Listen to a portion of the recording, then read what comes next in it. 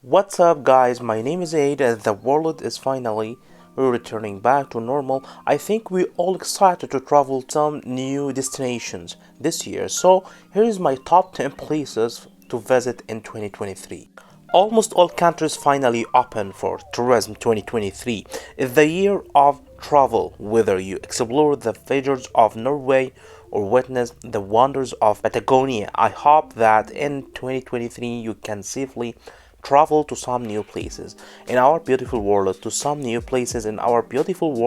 Let's start this video off at the Portuguese island of Madeira, located in Atlantic Ocean off the coast of Africa. Madeira is often the Hawaii Europe, and after visiting it totally understand why the island was born of volcanic origins. And if you love hiking or just relaxing on the beach, Madeira is the place for you. The Sol was my favorite place for swimming. There was no sand, just a small boulders, but the ocean was amazing to swimming. And there was a place to go cliff jumping. My favorite place on Madeira is Pico Madeira. It's one of the tallest points on the island. And since you are so high up, you will often be in or above the clouds. I mean, if you are up for adventure in 2023, you gotta give Madeira a visit. After we are gonna head up to Western Norway. I was here recently and I was just blown away by the beauty of this country.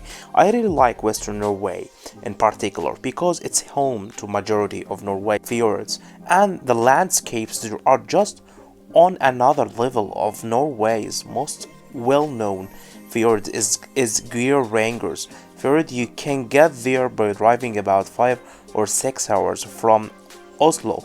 Now the fjords is massive, and after we are gonna head down to Africa to visit the country of Namibia, located on the Atlantic coast above South Africa. Now when people think in Namibia, the Namibia desert probably comes to mind. It's full of massive orange sand dunes and those antelope.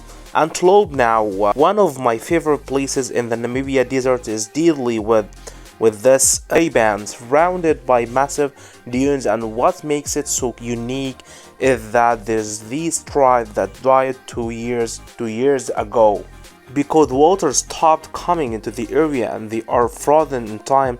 Now another one of my favorite places in Namibia is the Spide's Cove. Is this giant mountain that reaches 1,728 meters above sea level and has been called the Mother Horns of Namibia. We are still in Africa. We are head to the islands of the Seychelles, now located in the Indian Ocean off the coast of East Africa. The Seychelles are an archipelago made up of 115 islands and are home to some of the world's most famous beaches. Now, when you find the Seychelles, you will probably come to the island of Mahi. It is the biggest island in the archipelago and also home to Victoria, which is the island's capital.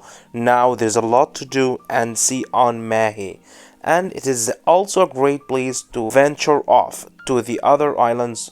Afterwards, we are gonna head to South America to visit Patagonia, located in both bottom halves of Chile and Argentina. Patagonia is easily one of the most beautiful regions in the world. It has features like Norway, towns like New Zealand, and a mountain comparable to the Alps. One of the most famous places in Patagonia is Torres del Paine. Is located on the Chilean side. Torres del Paine is the national park home to animals, and it is named after iconic three granite towers, another of the most well-known places in Patagonia.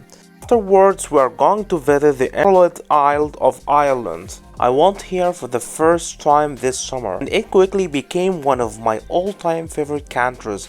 It's a land full of magical landscapes, dramatic coastlines, and enhancing history. One of the main reasons I wanted to go to Ireland was to visit the great Skilling Island. You may recognize it as like a skywalker's hideout in the star wars movies. It's famous for monastic settlements that house monks in these shaped huts until the 13th century.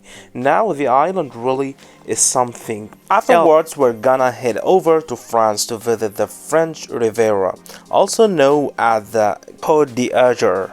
French Riviera is one of the most highly sought after destinations in Europe.